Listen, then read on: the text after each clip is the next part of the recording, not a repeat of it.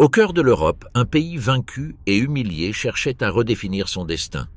Au milieu de l'instabilité politique et du désordre économique, une figure émergeait des marges vers le centre du pouvoir. Le 30 janvier 1933, Adolf Hitler a été nommé chancelier de l'Allemagne à la tête d'un cabinet de coalition qui semblait instable et limité. À peine 3 des ministères étaient entre les mains du Parti national-socialiste. Cependant, cette faiblesse initiale cachait un processus de consolidation qui, en moins d'un an et demi, transformerait un pouvoir partagé en une dictature totale. Le nouveau gouvernement a utilisé chaque échappatoire légal pour démanteler le système républicain et absorber les institutions dans un État autoritaire. L'incendie du Reichstag, le 27 février 1933, a marqué le point de basculement. Bien qu'il n'ait jamais été prouvé de manière concluante qu'il l'avait provoqué, l'événement a offert le prétexte idéal pour suspendre des droits constitutionnels fondamentaux. Le décret présidentiel émis le lendemain a permis des détentions sans mandat, la censure de la presse et la répression ouverte de l'opposition. Présenté comme une mesure temporaire contre un supposé complot communiste, le décret a en réalité inauguré le régime d'exception permanent sur lequel serait édifié le pouvoir nazi. En mars, la loi des pleins pouvoirs a donné à Hitler la capacité de légiférer sans le Parlement. Les partis de gauche ont été proscrits en premier, suivis par les centristes et les conservateurs qui avaient cru possible de le contrôler de l'intérieur. En juillet, le Parti national-socialiste est devenu la seule organisation politique légale. Le processus connu sous le nom de Gleichschaltung a étendu ce principe d'uniformité à tous les niveaux. Administration publique, culture, éducation et syndicats ont été placés sous la supervision directe du parti. En quelques mois, l'Allemagne était passée d'une république plurielle à un État d'obéissance centralisé. La mort du président Paul von Hindenburg en août 1934 a éliminé le dernier obstacle formel à l'autorité totale de Hitler. La fusion des fonctions de chancelier et de président dans la figure du Führer a scellé la concentration du pouvoir. Ce même jour, les membres de la Wehrmacht ont prêté serment de fidélité personnelle à Hitler, non pas à l'État ni à la Constitution. Ce lien juridique et moral influencerait profondément le comportement du corps des officiers. Même ceux qui se méfiaient de la politique nazie accepteraient l'obéissance comme devoir professionnel, ce qui assurait que les ordres du Führer ne rencontreraient aucune résistance institutionnelle. La réorganisation des forces armées suivait la même logique. En 1935, la Wehrmacht fut officiellement établie en violation flagrante du traité de Versailles, et un programme de réarmement progressif commença. Hitler comprit que contrôler le pouvoir militaire impliquait de restructurer la hiérarchie. En février 1938, il dissout le ministère de la guerre, le remplaçant par le Oberkommando der Wehrmacht, OKW, subordonné directement à son autorité. Les anciens chefs, Werner von Blomberg et Werner von Fritsch, furent écartés par des accusations fabriquées à leur place. Wilhelm Keitel assuma la direction de l'OKW, caractérisé par sa docilité et son incapacité à contredire les ordres. Le nouveau système a généré une compétition interne entre les branches qui a affaibli la coordination générale. L'armée, la marine et l'armée de l'air opéraient de manière autonome, et seul Hitler articulait les décisions d'ensemble. La fragmentation délibérée évitait la formation de centres alternatifs de pouvoir. La conséquence fut un appareil militaire d'obéissance verticale, dépendant d'un leadership politique qui prenait des décisions de plus en plus basées sur l'intuition et moins sur la planification technique. Simultanément, la politique étrangère a commencé à défier les restrictions de l'ordre international établi à Versailles. En mars 1935, le service militaire obligatoire a été rétabli. Un an plus tard, en mars 1936, les troupes allemandes ont occupé la Rhénanie démilitarisée. Ce fut une opération limitée et risquée. L'armée avait pour instruction de se retirer si la France réagissait. Cependant, Paris et Londres n'ont pas réagi. L'absence de représailles a convaincu Hitler qu'il pouvait modifier l'équilibre européen sans recourir à la guerre ouverte. Cette expérience a renforcé sa perception de l'infaillibilité et affaibli le poids des évaluations prudentes de ses généraux. L'étape suivante fut l'Anschluss avec l'Autriche, exécutée en mars 1938. L'annexion fut présentée comme la réunification naturelle du peuple allemand, mais ce fut une opération chaotique sur le plan militaire. Une proportion considérable des véhicules blindés subit des pannes pendant la marche vers Vienne. les unités arrivèrent désorganisées et avec des problèmes d'approvisionnement. Néanmoins, l'absence de résistance autrichienne et la passivité des puissances occidentales transformèrent les erreurs opérationnelles en une victoire politique incontestable. Hitler renforça ainsi sa conviction que son jugement personnel suffisait à résoudre des questions stratégiques. L'automne 1938 a mené la politique d'expansion à son point le plus critique avec la crise des Sudètes. Hitler a exigé l'incorporation des régions frontalières de la Tchécoslovaquie avec une population germanophone. Le risque d'un conflit européen était évident. La Tchécoslovaquie disposait d'une armée moderne et d'alliance avec la France et l'Union soviétique. Les commandements de l'armée allemande ont averti qu'une guerre à ce moment serait insoutenable. Ludwig Beck, chef d'état-major, a rédigé des mémorandums alertant sur le danger de destruction nationale si l'on suivait cette voie. La conférence de Munich, en septembre 1938, a résolu la crise sans tir. La Grande-Bretagne et la France ont cédé aux demandes allemandes, en pressant Prague d'accepter la perte des Sudètes. Hitler a atteint ses objectifs par des moyens diplomatiques, sans coût militaire. Beck a démissionné en signe de protestation, bien que son départ ait été passé sous silence. Son successeur, Franz Halder, partageait des doutes similaires, mais a évité le conflit direct. Munich a renforcé le modèle déjà établi. Les officiers professionnels avertissaient, Hitler prenait des risques, et le résultat favorable confirmait son autorité. La frontière entre le succès tactique et l'erreur stratégique a commencé à s'estomper. En mars 1939, l'occupation du reste de la Tchécoslovaquie a révélé que les objectifs du régime avaient cessé de se limiter à l'unification des territoires allemands. La création du protectorat de Bohême et Moravie a démontré que l'expansionnisme nazi répondait à une logique idéologique plus qu'à un calcul géopolitique traditionnel. Pour la première fois, l'Allemagne intégrait des populations non germaniques sous sa domination. La violation ouverte de l'accord de Munich changea la position britannique. Neville Chamberlain abandonna la politique d'apaisement et annonça des garanties militaires à la Pologne. Pour le milieu de 1939, le pouvoir en Allemagne s'était concentré autour d'un seul homme. Il n'existait aucun contrepoids effectif, ni dans l'administration civile, ni dans l'armée.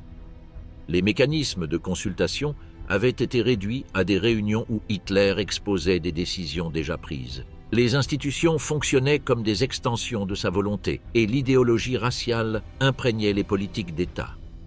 La conception d'une lutte pour l'espace vital rendait l'expansion territoriale une nécessité biologique, incompatible avec toute négociation durable. Le pacte de non-agression germano-soviétique, signé le 23 août 1939, compléta la préparation politique pour le conflit. Dans ces clauses secrètes, l'Allemagne et l'Union soviétique convenaient du partage de l'Europe de l'Est. Staline obtenait une marge d'expansion dans les pays baltes et l'Est de la Pologne. Hitler assurait son arrière-garde pour une invasion immédiate depuis l'Ouest. Avec cette garantie, la décision d'attaquer la Pologne devint irréversible. À l'aube du 1er septembre, les forces allemandes ont franchi la frontière polonaise à Berlin. Hitler attendait une autre réaction limitée, un nouveau chapitre dans la série de succès sans opposition directe qui avait caractérisé sa politique depuis 1936, mais le calcul a échoué. 2 jours plus tard, la Grande-Bretagne et la France ont déclaré la guerre à l'Allemagne. À ce moment-là, le système de décision construit sur la concentration du pouvoir et l'absence de critique commençait sa propre épreuve. Le schéma des victoires sans coup était terminé, commençait la guerre qui définirait le siècle. À l'aube du 1er septembre 1939, les divisions Panzer traversèrent à la frontière polonaise, avec une coordination qui semblait confirmer les théories de la guerre éclair, développées par les stratèges allemands durant les années d'entre-deux-guerres. En moins de 3 semaines, la structure militaire de la Pologne cessa d'exister en tant que force organisée. Les formations blindées progressèrent rapidement à travers des couloirs étroits, tandis que la Luftwaffe neutralisait la résistance aérienne polonaise dans les premières heures du conflit. La combinaison de mobilité, de surprise et de soutien aérien intégré donnait l'impression d'une machine militaire moderne et invincible. Cependant, le succès cachait des insuffisances structurelles. Près de 70% de l'armée allemande dépendait encore du transport à cheval. Les divisions Panzer pouvaient pénétrer profondément en territoire ennemi, mais les unités d'infanterie avançaient à un rythme beaucoup plus lent. obligeant à improviser des lignes de ravitaillement qui s'étendaient dangereusement même sur les distances relativement courtes de la Pologne. La fiabilité mécanique des chars s'est révélée limitée et la coordination entre les branches de l'armée a montré des lacunes qui passeraient inaperçues dans le triomphe. Le 17 septembre, l'invasion soviétique depuis l'Est précipita l'effondrement total de la Pologne. L'entrée des forces de Staline, conformément aux accords secrets du pacte Molotov-Ribbentrop, introduisit une complexité politique inattendue. Dans plusieurs secteurs, des unités allemandes et soviétiques coïncidèrent sur le terrain sans instructions précises, établissant des contacts improvisés pour éviter des incidents.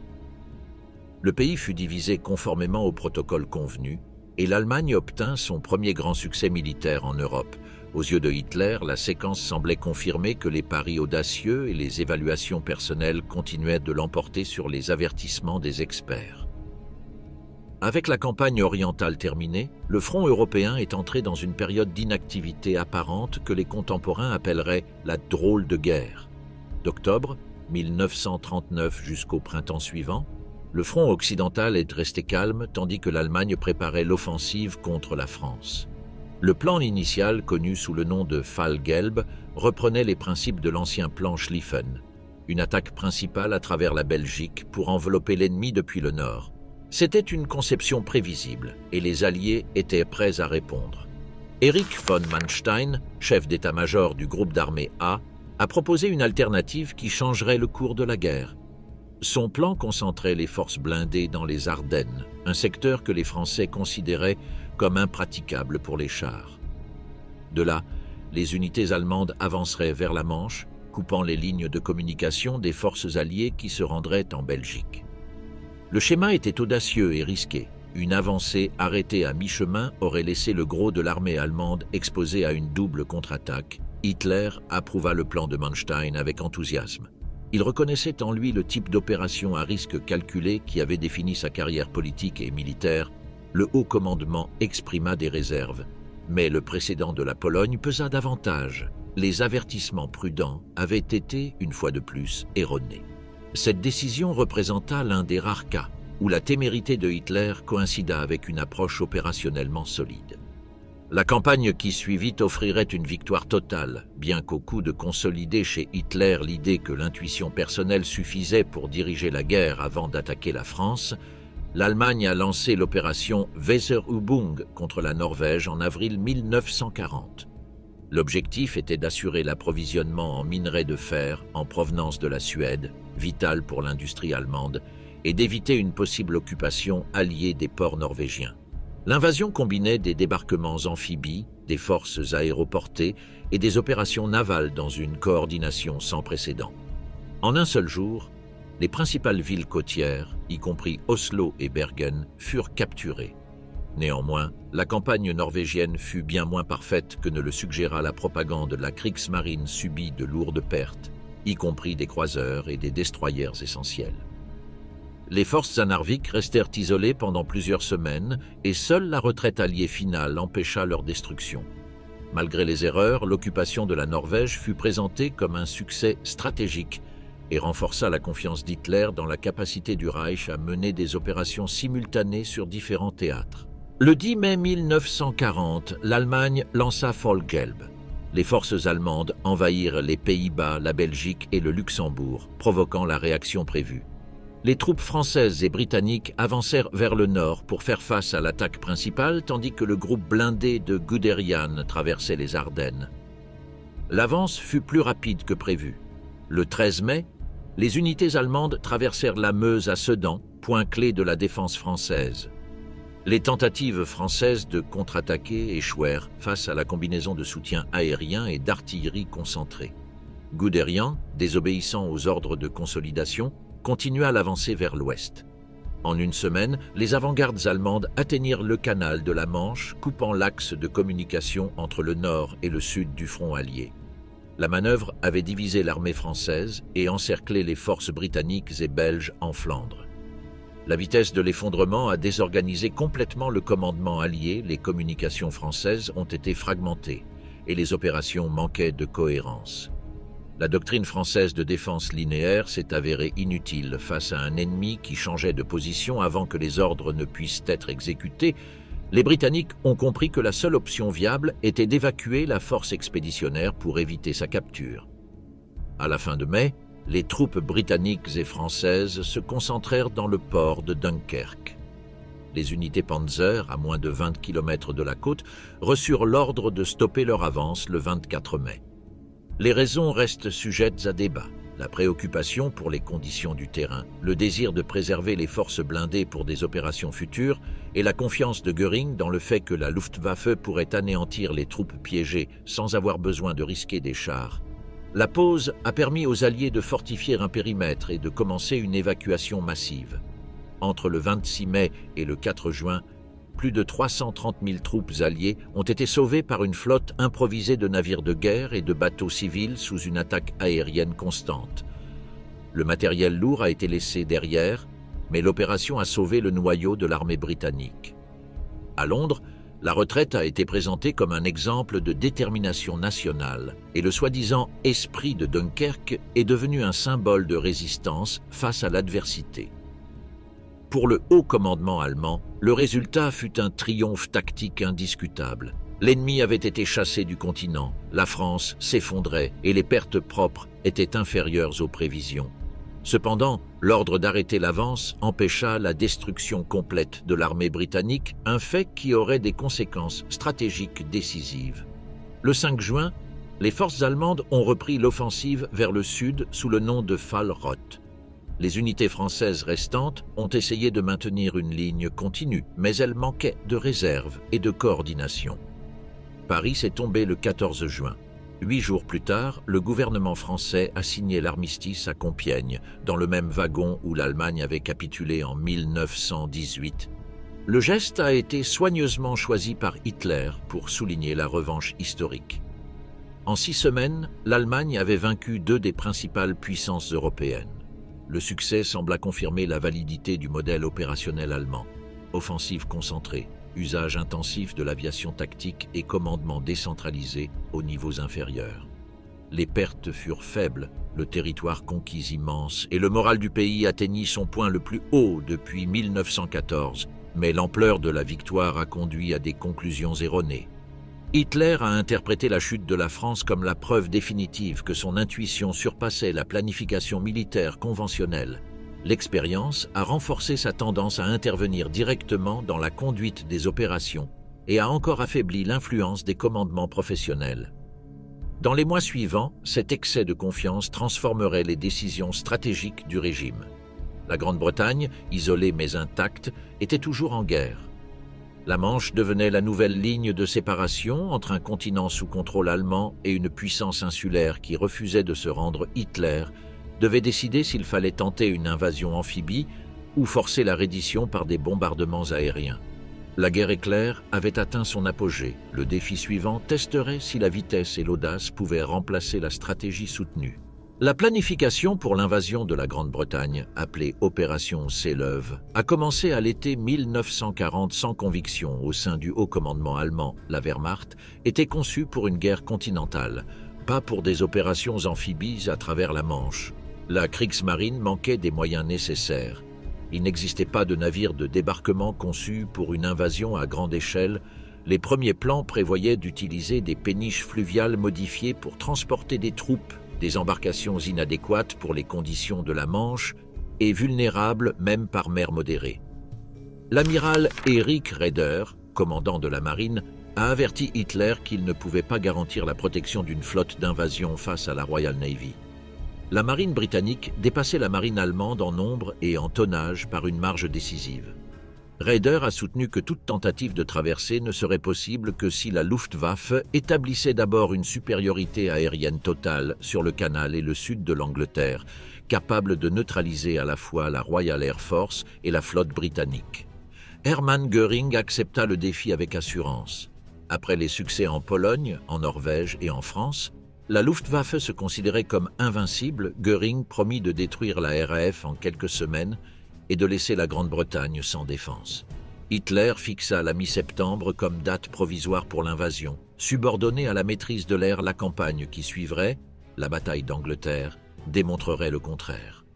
Les premières attaques, en juillet, se sont concentrées sur les convois maritimes et les ports du canal en août. La Luftwaffe a dirigé son offensive contre les aérodromes du Fighter Command, le noyau de la défense aérienne britannique. Cette phase a poussé la RAF à la limite. Les pilotes effectuaient plusieurs missions par jour, les pistes devenaient inutilisables et les stations radars subissaient des bombardements constants. Pourtant, le système de défense intégré, radar, centre de contrôle et escadron mobile, a continué de fonctionner avec une efficacité décroissante mais fonctionnelle. À début septembre, la situation britannique était critique. Le Fighter Command pouvait soutenir son niveau de perte seulement quelques semaines de plus. Cependant, les Allemands ne savaient pas à quel point ils étaient près du succès. Les services de renseignement de la Luftwaffe surestimaient les pertes ennemies et sous-estimaient la production britannique. Göring croyait que la RAF était pratiquement détruite, alors qu'elle conservait encore une réserve considérable. Le 7 septembre, Hitler a changé l'objectif des attaques. La Luftwaffe cesserait de frapper les aérodromes pour se concentrer sur Londres. La décision répondait autant aux bombardements britanniques de Berlin, qui avaient causé peu de dommages mais un grand impact politique, qu'au désir de briser le moral civil britannique. Hitler espérait que les attaques sur la capitale forceraient la reddition, ou du moins provoqueraient que la RAF concentre ses dernières ressources sur la ville, où elle serait détruite. Le changement s'est avéré décisif, mais dans le sens inverse. En cessant les attaques sur les bases aériennes, la RAF a pu réparer les installations, redistribuer les escadrons et récupérer des pilotes. Londres a subi des bombardements continus, le Blitz pendant l'automne et l'hiver, avec des dizaines de milliers de victimes civiles et une destruction généralisée. Mais la force aérienne britannique a survécu comme instrument opérationnel. Le 15 septembre, la Luftwaffe a lancé sa plus grande offensive de jour sur Londres. Les formations allemandes ont été interceptées en masse. Les pertes ont été suffisamment élevées pour convaincre le commandement allemand que la supériorité aérienne ne serait pas atteinte avant la fin de la saison des opérations. 2 jours après, Hitler a suspendu indéfiniment l'opération Seleuw. L'invasion ne serait jamais reprise. L'échec de la soumission de la Grande-Bretagne posait un dilemme stratégique. L'Allemagne contrôlait l'Europe occidentale, mais manquait de moyens pour imposer sa volonté sur une puissance maritime.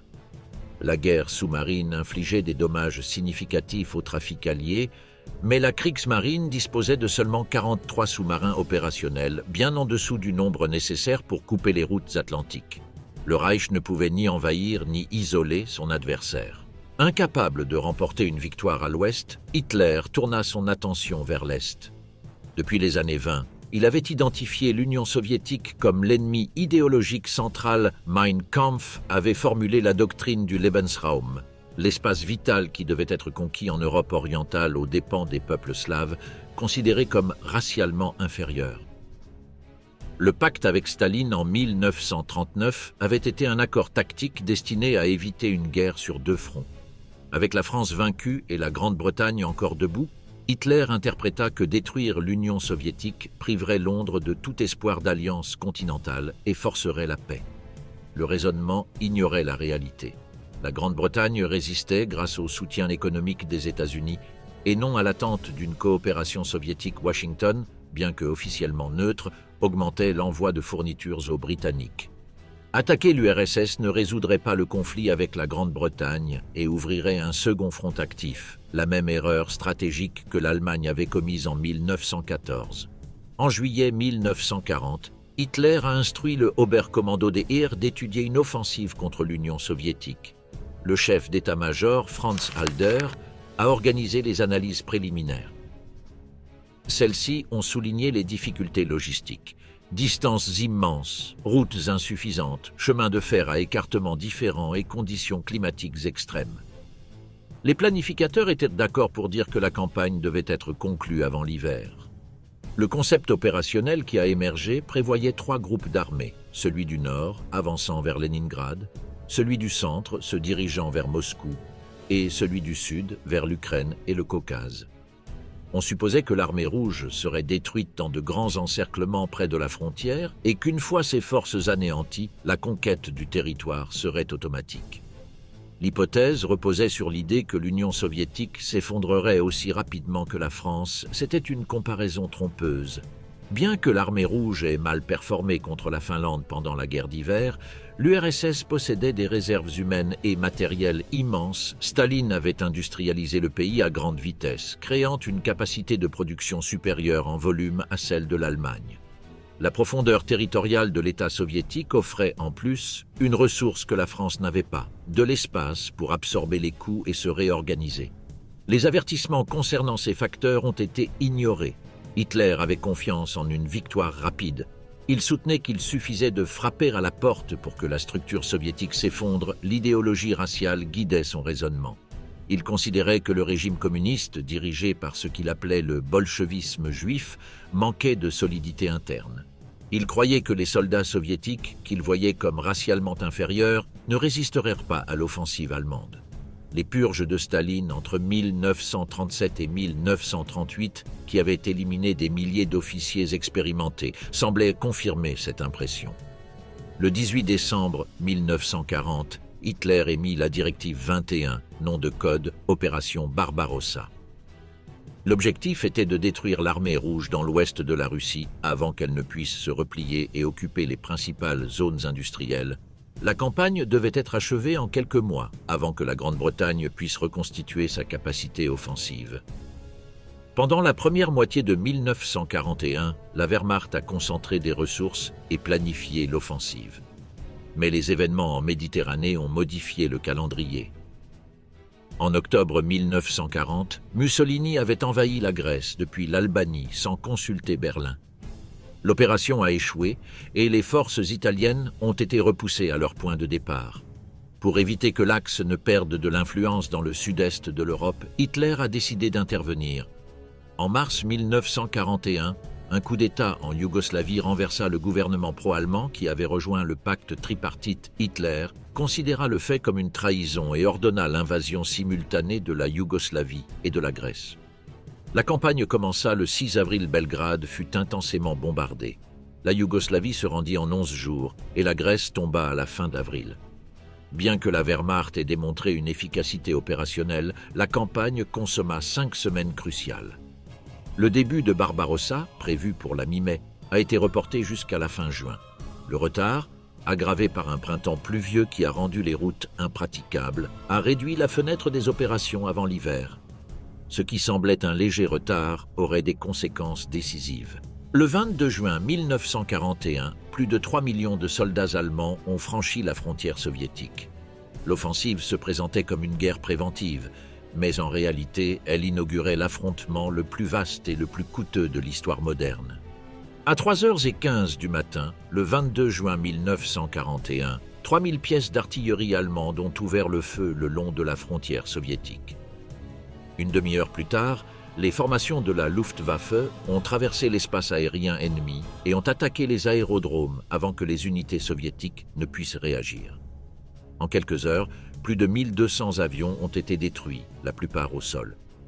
À la fin du premier jour, le chiffre dépassait les 1800. L'armée rouge avait perdu le contrôle de l'air avant de comprendre pleinement que la guerre avait commencé.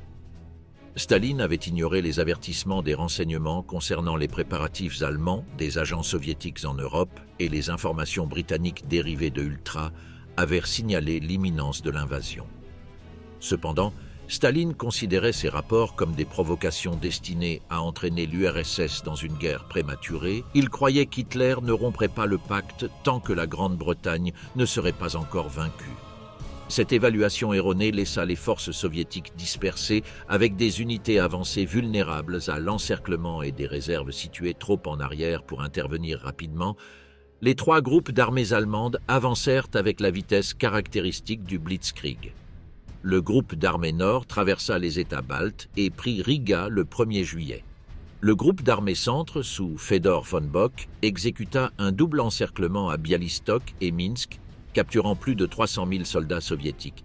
Au sud, les forces allemandes rencontrèrent une résistance plus organisée en Ukraine, mais continuèrent à avancer. Dans les premières semaines, l'armée rouge perdit des centaines de milliers d'hommes, des milliers de chars et d'artillerie. Les renseignements allemands conclurent que l'ennemi avait été pratiquement anéanti. À la mi-juillet, l'avance allemande s'étendait sur 500 km à l'intérieur du territoire soviétique. Les prisonniers dépassaient les 600 000. À Berlin, l'optimisme était général. Hitler affirmait que la campagne était gagnée et que la résistance soviétique était un résidu sans coordination. Cependant, l'armée rouge ne se désintégra pas. Staline, après plusieurs jours de silence, assuma le commandement direct. Il rétablit l'autorité centrale depuis Moscou et ordonna la défense à tout prix. Les unités soviétiques encerclées continuèrent à se battre avec intensité, retardant les Allemands et causant des pertes imprévues. La production industrielle soviétique, partiellement déplacée au-delà de l'Oural, a continué de fonctionner. Les usines démontées en Ukraine et en Biélorussie réapparurent en Sibérie en quelques semaines. À la mi-été, de nouvelles divisions apparaissèrent sur le front, remplaçant celles détruites. Les Allemands découvrirent qu'ils avaient sous-estimé à la fois la capacité de mobilisation soviétique et l'ampleur du territoire à conquérir. En août, l'offensive a commencé à ralentir pour des raisons logistiques. Les divisions Panzer opéraient à des distances que leurs lignes de ravitaillement ne pouvaient pas soutenir. La largeur de voies ferroviaires soviétiques empêchait les trains allemands de pénétrer en profondeur. La conversion des voies nécessitait du temps et du personnel spécialisé. Les camions tombaient en panne sur des chemins de terre et le manque de carburant limitait la portée opérationnelle. Les dépôts de munitions et de vivres se trouvaient à des centaines de kilomètres. La vitesse qui avait été la clé du succès s'est transformée en une limitation structurelle. Ce mois-là, Hitler a fait face à une décision stratégique. Le groupe d'armées centre avançait vers Moscou, mais ses flancs restaient non protégés. Heinz Guderian et Fedor von Bock insistaient pour continuer directement vers la capitale. L'état-major était d'accord. Moscou concentrait le réseau ferroviaire et administratif du pays. Sa capture pouvait désorganiser le commandement soviétique. Hitler a rejeté le conseil. Il a ordonné d'arrêter l'avancée et de rediriger les forces blindées vers les flancs. Une partie de la puissance blindée soutiendrait le groupe d'armées nord pour isoler Leningrad, tandis que la plus grande portion se détournerait vers le sud en soutien aux opérations en Ukraine. La décision reflétait à la fois des calculs économiques et des convictions idéologiques. Hitler soutenait que l'Ukraine, avec ses ressources agricoles et charbonnières, était essentielle à l'autosuffisance du Reich. Mais au-delà de l'utilité matérielle, la région représentait Lebensraum, l'espace vital qui devait être germanisé. Capturer Moscou aurait été une décision de caractère militaire. Capturer l'Ukraine répondait à la logique raciale et économique du nazisme. Le détour a eu des conséquences immédiates. En septembre, les forces combinées du groupe d'armées centre et sud ont exécuté l'encerclement de Kiev. Plus de 600 000 soldats soviétiques ont été capturés, l'une des plus grandes opérations d'anéantissement de l'histoire. Du point de vue allemand, c'était une victoire totale. Du point de vue stratégique, cela a consommé un temps irrécupérable. Ce n'est qu'en octobre que les forces Panzer reprirent la marche vers Moscou sous le nom de Opération Typhon. Au début, les résultats semblaient répéter le schéma précédent. D'énormes encerclements à Vyazma et Bryansk capturèrent plus de 650 000 soldats soviétiques, mais la résistance persistait. De nouvelles unités soviétiques continuaient d'apparaître. Le front allemand, déjà étendu au-delà de toute planification originale, atteignait ses limites logistiques. À la fin octobre, les pluies automnales ont transformé les routes en mer de boue. Les véhicules s'embourbaient, les chevaux mouraient d'épuisement et les colonnes d'approvisionnement avançaient à peine.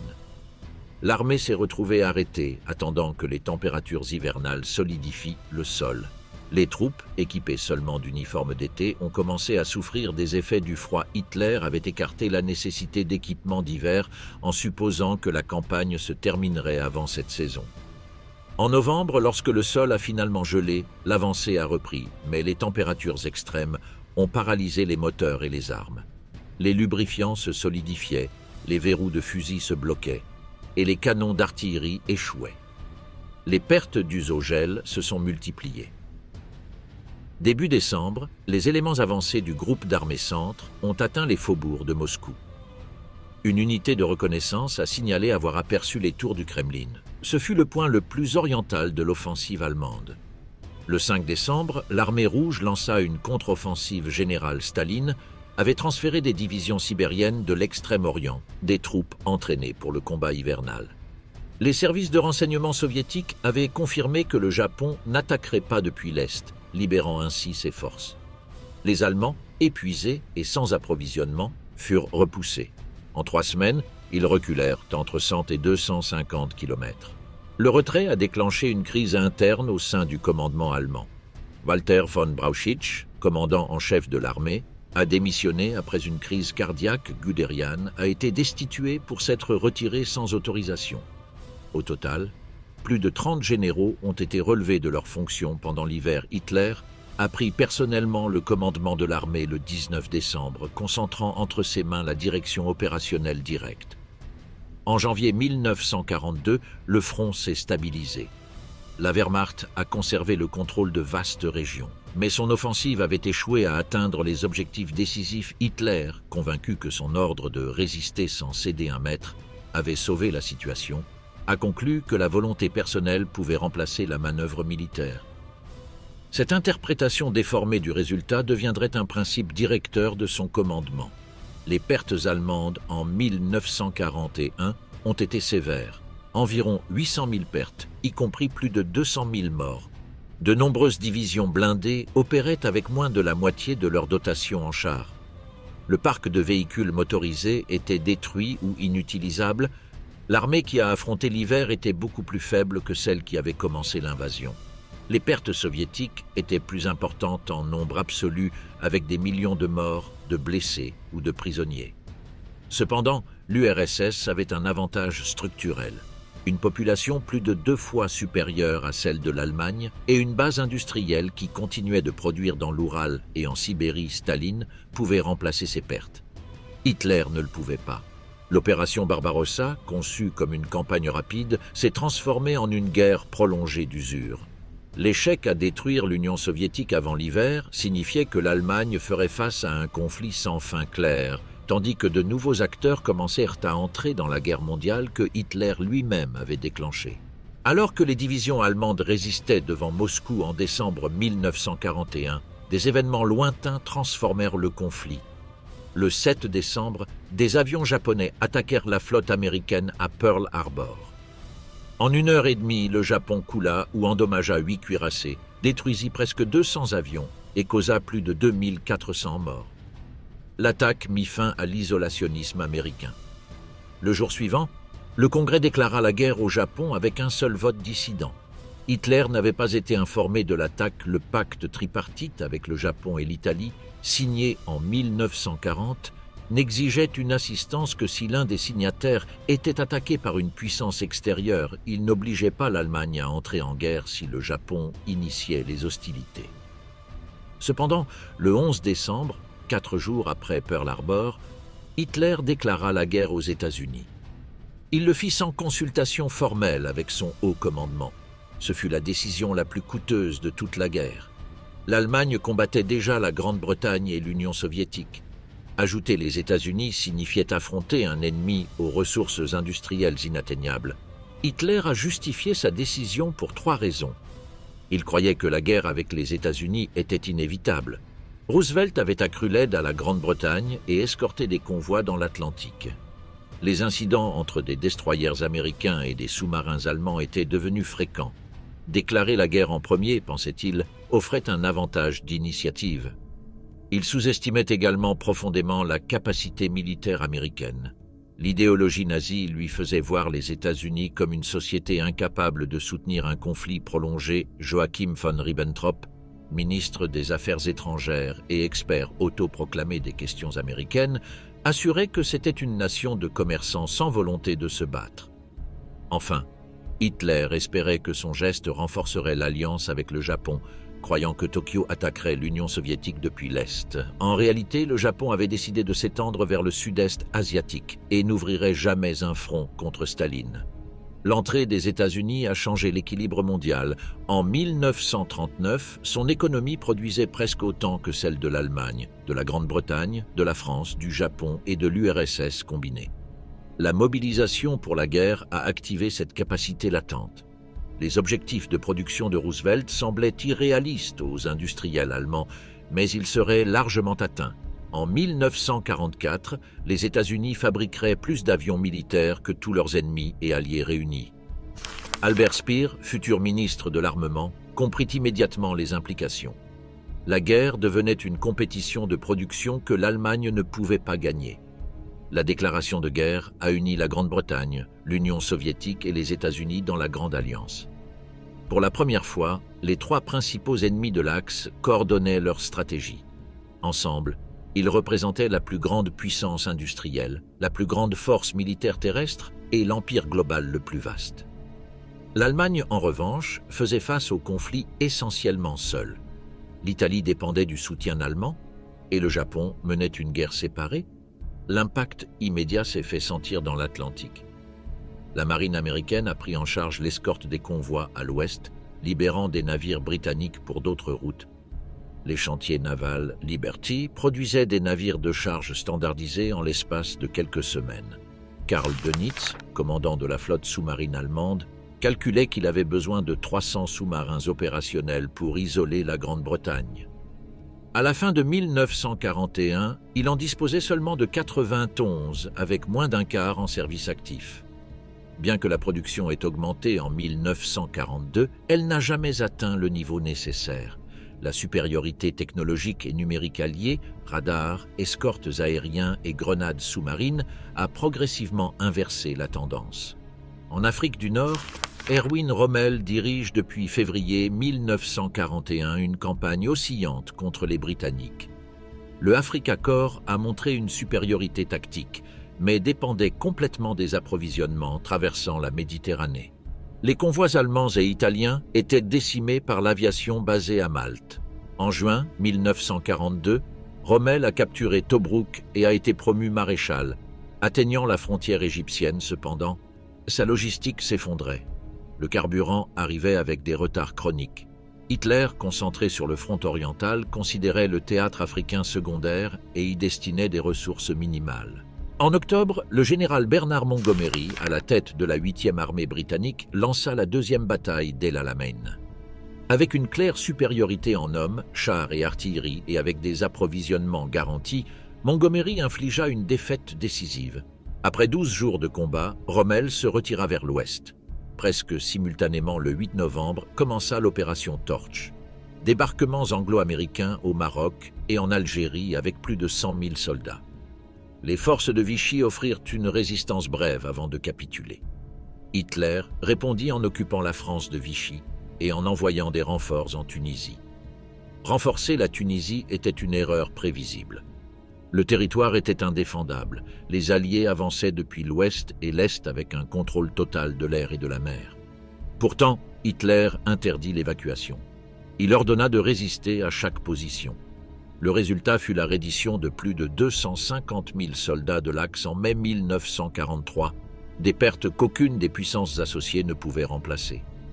La campagne africaine montra les limites d'une armée obligée de soutenir des fronts lointains sans capacité logistique pour les approvisionner. Rommel avait insisté sur le fait qu'avec plus de divisions Panzer et de carburant, il aurait pu atteindre le canal de Suez. Mais l'Allemagne ne pouvait pas lui fournir ce dont il avait besoin. Le transport maritime était insuffisant. Et la priorité absolue restait le front oriental, où une nouvelle offensive se préparait. En été 1942, Hitler approuva l'opération Bleue, une attaque concentrée dans le sud de l'Union soviétique. L'objectif était double, capturer les champs pétrolifères du Caucase et occuper Stalingrad pour sécuriser le flanc nord. L'armée allemande n'avait plus la force d'attaquer sur tout le front. Les divisions étaient réduites par les pertes de l'hiver précédent. L'offensive a commencé le 28 juin initialement, elle a progressé rapidement. L'armée rouge, affaiblie par les offensives de printemps échouées, a reculé. Mais à la différence de 1941, les retraites étaient ordonnées. Staline avait appris des désastres d'encerclement de l'année précédente. Il préférait conserver des troupes plutôt que des positions. Les Allemands ont pris du territoire mais ont capturé peu de prisonniers. En août, les avant-gardes atteignirent la Volga et le Caucase. Hitler, modifiant le plan initial, divisa ses forces. Une partie se dirigea vers le sud, l'autre vers Stalingrad. Aucun objectif ne reçut suffisamment de ressources pour une victoire rapide. La 6e armée, sous les ordres de Friedrich Paulus, se retrouva piégée dans des combats urbains prolongés. L'avance vers le Caucase fut freinée par le manque de carburant et le terrain montagneux. Stalingrad a acquis une valeur symbolique disproportionnée.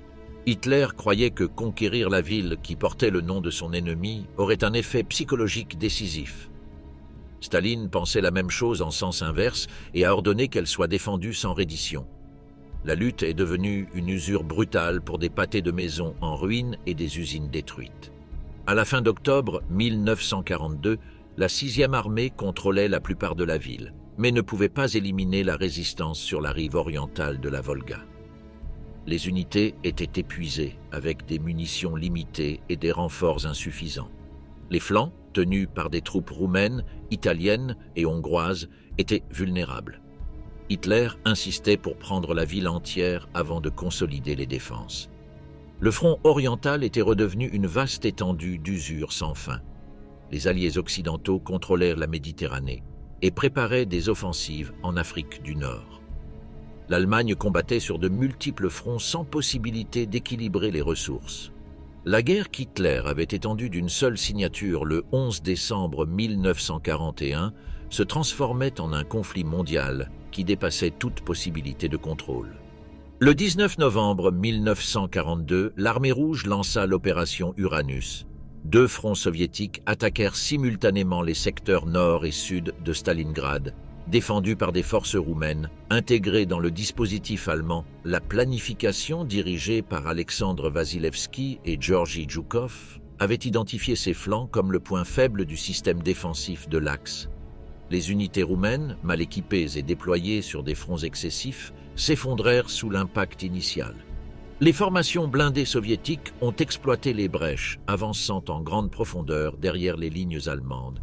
Le 20 novembre, des unités du front sud-ouest et du front de Stalingrad se sont reliées près de Kalach, fermant la pince. Environ 280 000 soldats allemands et alliés ont été piégés autour de Stalingrad. L'Armée rouge a établi 2 anneaux, un interne pour contenir les encerclés et un autre externe pour repousser toute tentative de sauvetage.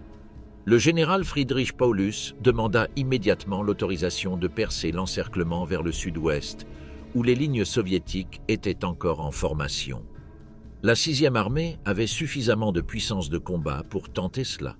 Une avancée coordonnée avec des forces extérieures offrait des possibilités raisonnables de succès si elle était réalisée au cours des premiers jours. L'état-major commença à planifier l'opération en attendant l'approbation d'Hitler. Hermann Göring est intervenu en promettant que la Luftwaffe pourrait approvisionner la 6e armée par voie aérienne. Il a assuré que ses avions de transport livreraient 500 tonnes par jour de fournitures, suffisamment, selon lui, pour soutenir la garnison jusqu'à l'arrivée des secours. En réalité, l'armée avait besoin d'au moins 600 tonnes par jour, rien que pour survivre en position statique. Atteindre ce chiffre nécessitait que chaque avion disponible effectue plusieurs missions par jour dans des conditions hivernales extrêmes et sous un feu anti-aérien constant. Hitler accepta la promesse de Göring et interdit toute tentative de rupture. Il ordonna à Paulus de tenir bon et de résister à l'intérieur de Stalingrad. Il avait confiance que le pont aérien serait suffisant et que le maréchal Erich von Manstein, réorganisant les forces au sud-ouest, parviendrait à libérer l'encerclement. L'instruction répétait le modèle de la crise hivernale de l'année précédente. Ne pas céder de terrain, maintenir les positions et s'appuyer sur la résistance comme vertu stratégique. Le pont aérien s'est révélé invivable dès les premiers jours. Les conditions météorologiques dans le bas-Volga étaient sévères, brouillard, glace et neige persistants. Les aérodromes à l'intérieur du périmètre étaient constamment bombardés et les chasseurs soviétiques harcelaient les vols de transport. Dans les meilleurs jours, la Luftwaffe livrait 150 tonnes, dans beaucoup à peine 50 ou aucune. Les pertes d'appareils dépassaient la capacité de remplacement. À la mi-décembre, le pont aérien était pratiquement effondré. Le 12 décembre, Manstein a lancé l'opération Tempête d'hiver, une tentative de sauvetage depuis le sud-ouest. La 4e armée Panzer, renforcée par des divisions transférées du Caucase, a avancé sur près de 50 km en une semaine. Le 19 décembre, elle se trouvait à moins de 50 km du périmètre de la 6e armée. La distance pouvait être parcourue si Paulus recevait l'ordre de percer vers elle. Manstein insista sur le fait que la 6e armée devait tenter la rupture immédiatement. Paulus, conscient de la gravité de la situation, était prêt à obéir si Hitler l'autorisait. La réponse depuis la Wolfschanze fut négative. Hitler réitéra que Stalingrad devait être maintenu à tout prix. La ville était passée de l'objectif opérationnel en symbole personnel abandonné équivaudrait, pour Hitler, à admettre une erreur et une faiblesse. Pendant ce temps, l'armée rouge contre-attaqua les forces de Manstein, les forçant à reculer. À la fin de l'année, la tentative de sauvetage avait échoué. À l'intérieur de la poche, les réserves de nourriture et de munitions s'épuisaient. Les rations étaient réduites drastiquement. Les chevaux étaient sacrifiés pour la consommation. Les maladies, la faim et le froid commençaient à causer plus de pertes que le combat. La température descendait en dessous de 30 degrés en dessous de zéro. La discipline était maintenue, mais la capacité de combat se détériorait au quotidien. Le 8 janvier 1943, le commandement soviétique offrit des conditions de reddition. Il garantissait un traitement humain, des soins médicaux et un rapatriement après la guerre. Paulus transmit le message à Hitler. La réponse fut immédiate, la reddition était interdite. La 6e armée se battra jusqu'à la dernière balle. Hitler transforma la résistance en un mandat politique. Le 30 janvier, anniversaire de son arrivée au pouvoir, promut Paulus au rang de maréchal. Aucun maréchal allemand ne s'était jamais rendu. Le geste impliquait un ordre de suicide. Paulus ne l'a pas respecté. Malade et sans moyens pour continuer la lutte, il autorisa la reddition le 2 février. Les derniers foyers de résistance cessèrent ce même jour. 91 000 soldats allemands furent faits prisonniers. Moins de 7 000 reviendraient des années plus tard en Allemagne. La destruction de la 6e armée a constitué la première perte totale d'une armée allemande pendant la guerre. Les pertes ne pouvaient pas être remplacées. L'Allemagne manquait de réserves suffisantes d'hommes et de matériel. Plus grave encore était la perte de prestige.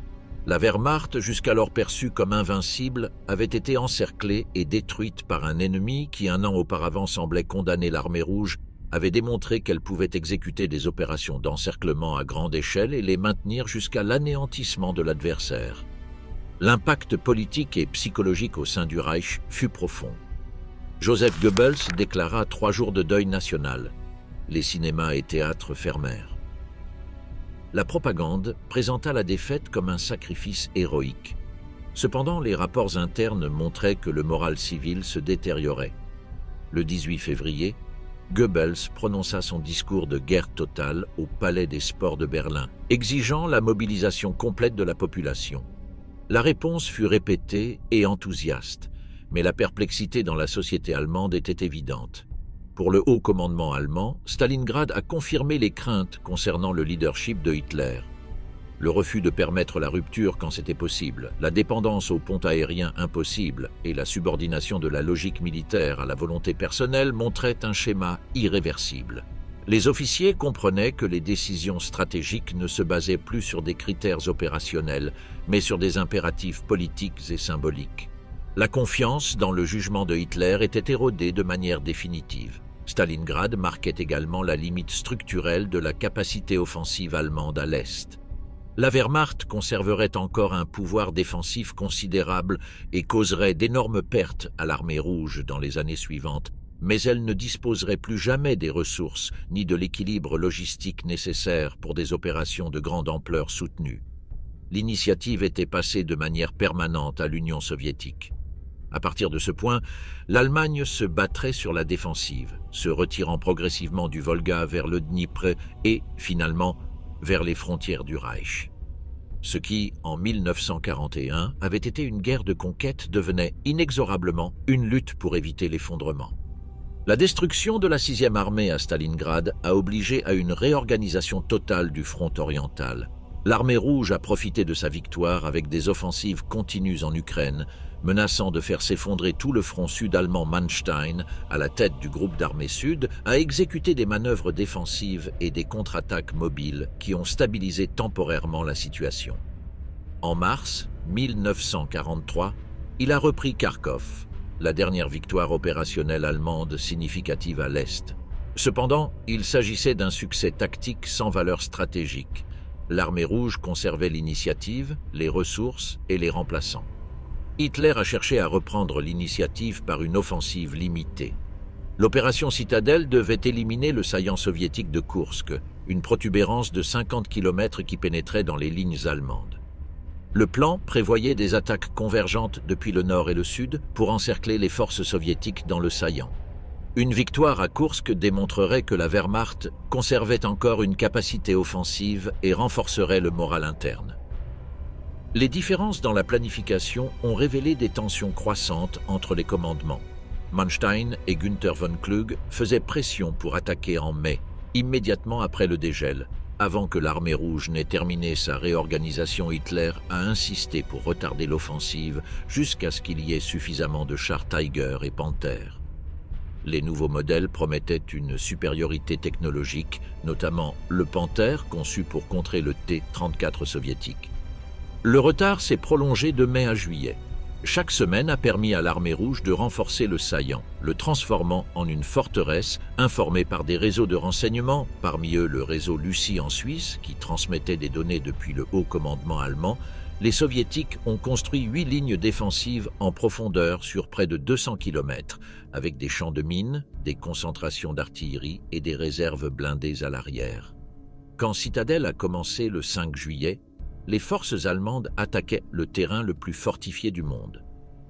La 9e armée de Walter Model, avançant depuis le nord, a été arrêtée après de maigres progrès. Depuis le sud, la 4e armée Panzer de Hermann Hoth a pénétré plus en profondeur, mais à un coût énorme. Le 12 juillet, à Prokhorovka, s'est déroulé le plus grand affrontement de chars de l'histoire.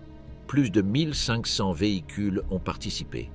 Les pertes ont été massives des deux côtés, mais l'Allemagne ne pouvait les remplacer au rythme soviétique.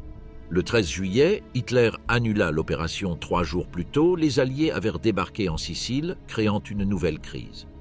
Mussolini faisait face à une opposition interne croissante et Hitler devait détourner des forces vers le sud.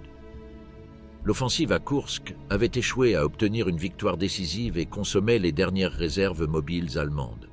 L'armée rouge contre-attaqua immédiatement, repoussant les forces de l'Axe vers l'ouest. La Wehrmacht ne reprendrait jamais l'initiative sur le front oriental. La campagne italienne a mis en évidence les conséquences de la dépendance allemande à un allié inefficace. L'Italie manquait d'industrie moderne et son armée montrait une faible morale et un équipement insuffisant.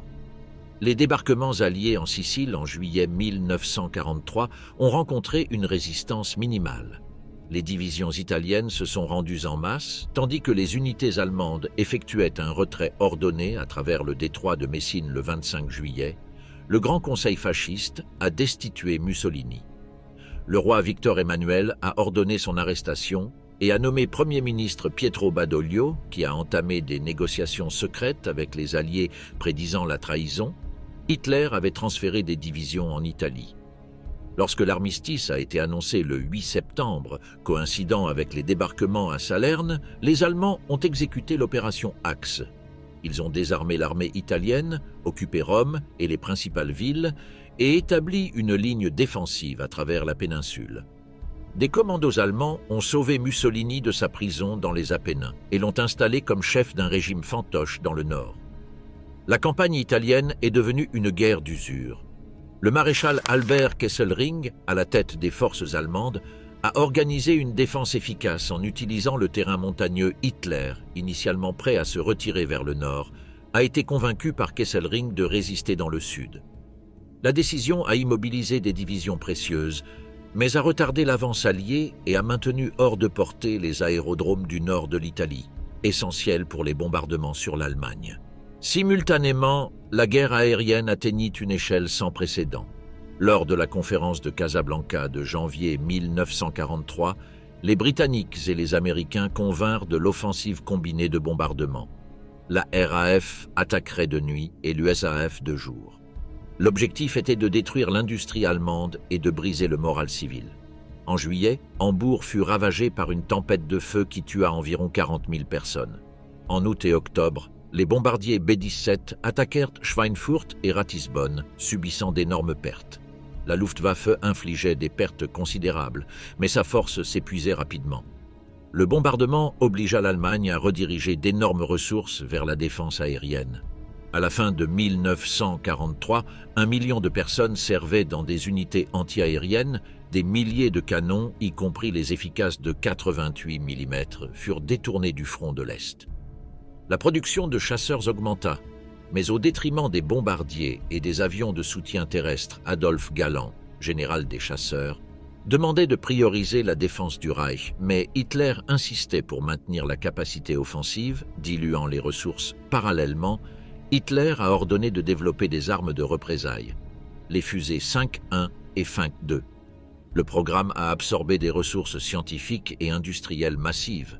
Lorsque le V2 a finalement été opérationnel en 1944, cela s'est révélé un exploit technologique sans valeur stratégique. Sa charge explosive était réduite, sa précision faible et sa production limitée. Les ressources investies dans les armes de vengeance auraient suffi pour des milliers de chasseurs supplémentaires. Entre-temps, à l'Est, l'armée rouge a lancé des offensives successives. Kiev a été libérée en novembre 1943 et à la fin de l'année, les troupes soviétiques atteignaient la ligne du Dniepr. L'amélioration soviétique était évidente. Coordination supérieure, logistique efficace et leadership expérimenté. L'armée rouge de 1943 ne ressemblait pas à celle de 1941. Elle combinait désormais masse et compétences tactiques. Face à cette pression, Hitler intensifia son contrôle personnel sur les opérations. Depuis le printemps 1943, il avait formellement assumé le commandement de l'armée. Mais à partir de ce moment, il intervint dans des décisions tactiques de plus en plus mineures. Les commandants avaient besoin de son autorisation même pour se retirer de quelques kilomètres. Les conférences quotidiennes au quartier général duraient des heures, avec Hitler examinant des cartes et dictant des ordres détaillés sur des unités individuelles. Le système engendrait une paralysie. Les décisions prenaient plus de temps que l'évolution des situations. Les commandants locaux faisaient face à des attaques immédiates sans autorité pour répondre. Lorsque de nouveaux ordres arrivaient de Rastenburg, la situation avait déjà évolué. Des retraites qui auraient pu préserver des divisions se terminaient en encerclement et en pertes plus importantes. La centralisation s'est accompagnée de purges de commandement. Les généraux qui discutaient ou demandèrent des retraites étaient destitués. Manstein, le stratège le plus capable de l'armée allemande, a été congédié en mars 1944 après des affrontements avec Hitler sur la défense de l'Ukraine. Kleist a été retiré peu après. À sa place, des officiers politiquement loyaux ont été promus. Ferdinand Schörner incarnait le nouveau type de commandant qu'Hitler favorisait, fanatiquement obéissant et brutal. Il imposait la discipline par des exécutions sommaires et des tribunaux de campagne. Hitler admirait sa dureté, la confondant avec l'efficacité. Cependant, la répression interne remplaça la manœuvre par la peur et le moral des troupes s'éroda encore davantage. Pour le printemps de 1944, le front oriental formait un arc de la Baltique à la mer Noire en retraite continue. Les pertes étaient insoutenables. Les divisions étaient réduites à la moitié de leur force nominale. Les remplaçants, jeunes inexpérimentés ou vétérans récupérés, ne compensaient pas la détérioration générale. En même temps, les alliés occidentaux concentraient des forces en Grande-Bretagne pour envahir la France. Hitler savait que l'attaque était imminente, mais pas où la côte européenne des Pays-Bas aux Pyrénées devait être défendue avec des moyens insuffisants. Au haut commandement occidental, un débat stratégique a émergé. Rundstedt préconisait de maintenir des réserves mobiles à l'intérieur pour contre-attaquer après le débarquement. Rommel soutenait qu'il fallait détruire l'invasion sur les plages. Incapable de se décider, Hitler imposa un compromis inefficace. Certaines divisions Panzer restèrent sous le contrôle de Rommel près de la côte. D'autres, à l'intérieur, dépendaient directement de son autorisation personnelle pour se déplacer. Le résultat fut un système rigide dans lequel aucune réserve suffisante ne serait disponible au point critique. Lorsque l'invasion arriverait, la paralysie du commandement allemand scellerait le sort du Reich à l'ouest. Dans les premières heures du 6 juin 1944, le haut commandement allemand était plongé dans la confusion. Des parachutistes alliés commencèrent à tomber en Normandie peu après minuit. Les premiers rapports, contradictoires, suggéraient qu'il s'agissait d'une attaque limitée ou d'un leurre pour détourner l'attention du véritable débarquement. Lorsque, à l'aube, les forces amphibies alliées initièrent l'assaut sur 5 plages, Utah, Omaha, Gold, Juneau et Sword, la surprise tactique fut totale. L'opération Fortitude avait atteint son objectif.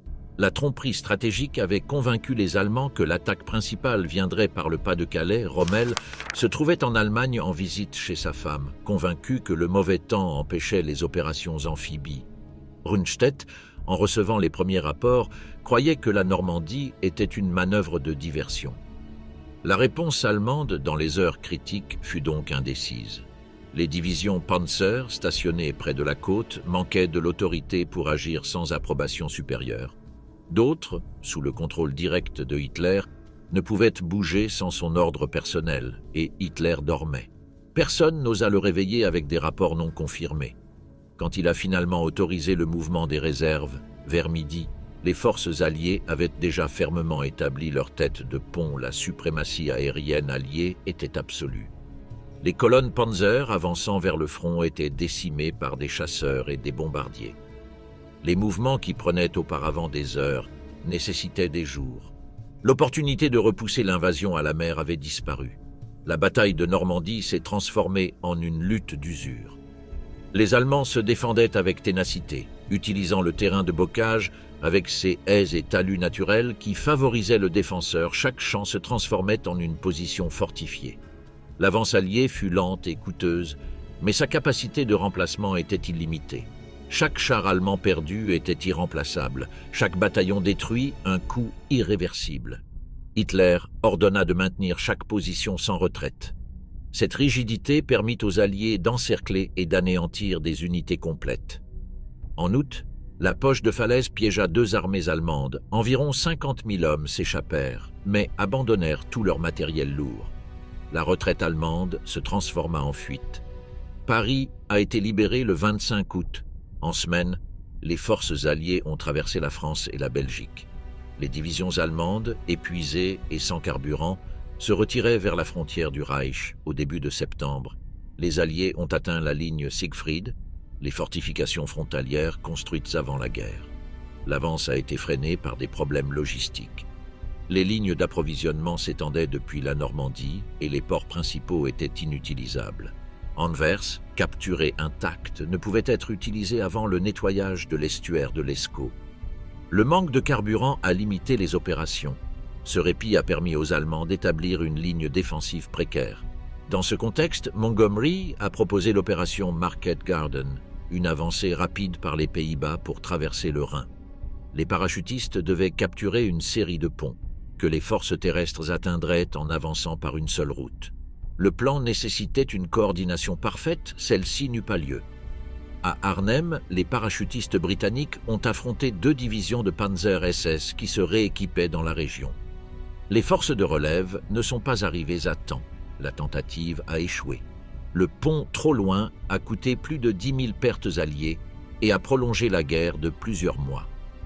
Hitler interpréta l'échec allié comme un signe de faiblesse et commença à planifier une offensive décisive à l'ouest. Il avait l'intention de répéter le coup de 1940, traverser les Ardennes, atteindre le canal et diviser les armées alliées. L'opération Garde du Rhin, connue sous le nom d'offensive des Ardennes, était plus un acte de foi qu'une stratégie viable. L'Allemagne n'avait plus les ressources, le carburant ni la maîtrise aérienne qui avaient rendu possible la Blitzkrieg. Même si l'attaque initiale réussissait, elle manquait de réserves pour soutenir l'avance ou se défendre contre la réponse inévitable des Alliés. Les commandants allemands, y compris Rundstedt, ont averti que l'opération était irréalisable. Model, chargé de l'exécuter, a proposé une version limitée. Hitler a rejeté toutes les objections. 30 divisions, dont 10 panzers, ont été concentrées pour l'attaque, affaiblissant d'autres fronts critiques. Le 16 décembre commença l'offensive. La surprise initiale fut totale. Le mauvais temps empêcha l'intervention aérienne alliée et les défenses américaines dans le secteur étaient légères. Les premières lignes furent balayées et les Allemands avancèrent jusqu'à 70 km, créant le renflement qui donna son nom à la bataille. Cependant, la résistance à Bastogne, où la 101e division aéroportée refusa de se rendre, bloqua l'axe principal de l'attaque. Lorsque le temps s'améliora le 23 décembre, la puissance aérienne alliée reprit le contrôle du champ de bataille. Les colonnes allemandes furent piégées sur des routes étroites et détruites depuis les airs. Le carburant s'épuisa avant d'atteindre les dépôts alliés qu'ils espéraient capturer. À la fin du mois, l'attaque s'arrêta. En janvier, les contre-attaques alliées éliminèrent la saillie. L'Allemagne avait perdu ses dernières réserves stratégiques sans en retirer aucun bénéfice. Le coup fut dévastateur. Les divisions Panzer sacrifiées dans les Ardennes n'étaient pas disponibles pour faire face à l'offensive soviétique qui a commencé le 12 janvier. De la Baltique aux Carpates, l'armée rouge attaqua avec une supériorité écrasante. Varsovie tomba le 17 janvier, Cracovie quelques jours plus tard. En 6 semaines, les troupes soviétiques avancèrent de 500 km et atteignirent la rivière Oder, à moins de 100 de Berlin. Seule l'extension de leur propre ligne de ravitaillement arrêta temporairement leur marche à l'ouest. Les Alliés ont repris leur offensive en février. La bataille pour la Rhénanie a été dure, mais au début de mars, les armées alliées ont atteint le Rhin dans toute son étendue. Le 7 mars, des troupes américaines ont capturé intact le pont de Ludendorff à Remagen, traversant à l'est du Rhin. Hitler a réagi avec fureur, ordonnant l'exécution des officiers responsables de ne pas le détruire, mais rien ne pouvait plus inverser la situation. Les traversées du Rhin se multiplièrent. Montgomery, dans le nord, organisa une traversée méthodique avec un soutien massif d'artillerie et de pontons Patton. Dans le sud, traversa de façon improvisée, informant avec sarcasme qu'il était de l'autre côté avant que les Allemands ne comprennent ce qui s'était passé. À la fin de mars, les armées alliées s'étendaient vers le cœur de l'Allemagne depuis l'ouest, tandis que l'armée rouge se préparait sur l'Oder pour l'assaut final sur Berlin depuis l'est. L'Allemagne était prise entre deux fronts convergents. La Wehrmacht manquait de carburant, de munitions et de remplacements. Les villes étaient des ruines sous les bombardements, les communications s'effondraient, et l'autorité du régime ne se maintenait que par la répression. En moins d'1 an, la guerre qu'Hitler avait commencée comme entreprise de conquête avait culminé dans le siège total du Reich. En avril 1945, Adolf Hitler vivait reclus dans le Führerbunker sous la chancellerie du Reich. Le complexe souterrain, humide et oppressif, était le dernier vestige du pouvoir nazi. Là, entouré par Eva Braun, Goebbels, Bormann et un petit entourage, il dirigeait des armées inexistantes sur des cartes sans rapport avec la réalité. Le 16 avril, l'armée rouge a commencé son offensive finale sur Berlin avec plus de 2 500 000 hommes et 6 000 chars. Les défenses allemandes, sous Gotthard Heinrici, pouvaient à peine retarder l'inévitable. Hitler continuait à émettre des ordres impossibles. La 9e armée devait briser l'encerclement, Wenck attaquer depuis l'ouest et Steiner depuis le nord. Aucune de ces forces n'existait avec une capacité réelle de combat. Le 22 avril, lors d'une conférence marquée par le désespoir, Hitler a reconnu que la guerre était perdue. Il a accusé ses généraux de trahison et a annoncé son intention de rester à Berlin jusqu'à la mort. Il a refusé d'évacuer vers le sud ou de rejoindre le prétendu reduit alpin. Les loyautés s'effondraient. Göring, depuis Berchtesgaden, a envoyé un télégramme demandant à assumer le commandement selon le décret qui le désignait comme successeur. Hitler l'a interprété comme un coup d'État et a ordonné son arrestation. Quelques jours plus tard, il a appris que Himmler négociait pour se rendre aux Occidentaux. Furieux, il a fait exécuter Hermann Fegelein, beau-frère d'Eva Braun et représentant de Himmler, accusé de désertion le 25 avril. Les Soviétiques ont fermé l'encerclement de Berlin. Les combats se déroulaient rue par rue.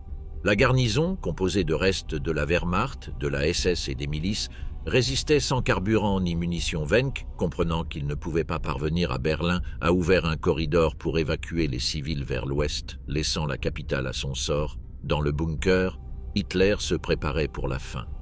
La nuit du 29 avril, il épousa Eva Braun et dicta son testament politique.